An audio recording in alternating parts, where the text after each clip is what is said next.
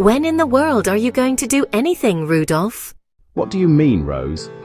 When are you going to find some work? Work, I replied. I don't need to work. I'm a Rassendil. My family is one of the best in England.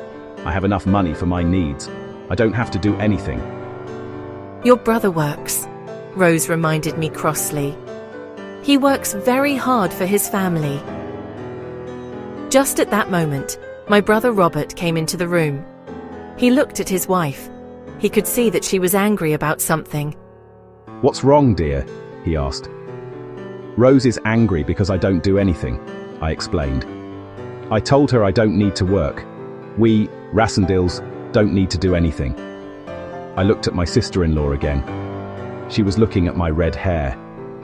Maybe she's also angry because I've got red hair, I added. Rose blushed. Don't be silly, she told me.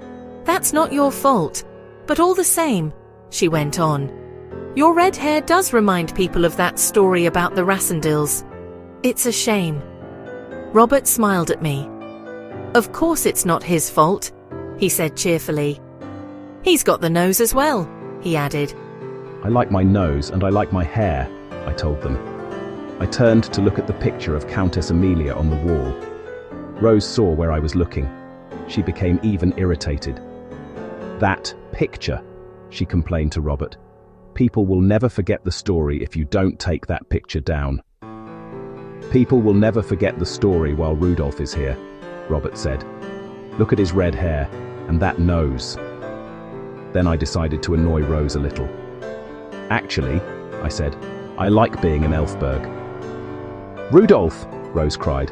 How can you say that? I'm sure you want to know why Rose was so angry about my red hair and my nose. I'll tell you the whole story. We Rassendils are a very old family.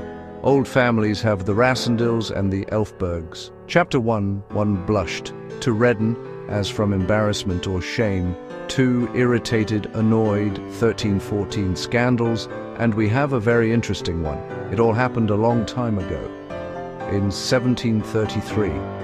The young Prince of Ruritania came to England that year. Prince Rudolf Elfbergs was a tall man and he had red hair and a long nose. He was a dashing figure and was popular everywhere he went. He was a good linguist, he could ride well, and he was an excellent marksman and swordsman.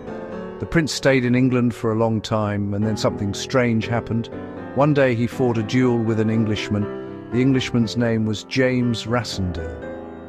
Rassendil wounded the prince. The prince was not badly hurt, but he returned to Ruritania right after the duel. A few months later, James Rassendil died. His wife, Countess Amelia, had a son who was born after Rassendil's death. The baby looked exactly like Prince Elfberg. He had red hair and a long nose. Now everybody understood why Rassendil and the prince had fought a duel. Ever since that time, there have always been some Rassendils who have red hair and long noses. We call them Elfberg Rassendils. I'm an Elfberg Rassendil myself, you see. Rose did not like the old story of Countess Amelia and the one dashing, showy, stylish duel, a fight with weapons between two people, used in the past to settle a disagreement, especially over a matter of honor, the Rassendils and the Elfbergs.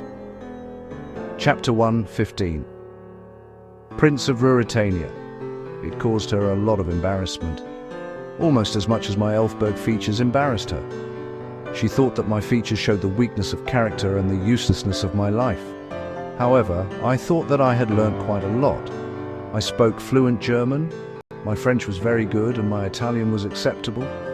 I was good enough with a pistol, but not excellent. I could also ride any horse. I started to think about Ruritania over the next few days. I thought about Countess Amelia and the prince. It was a romantic story.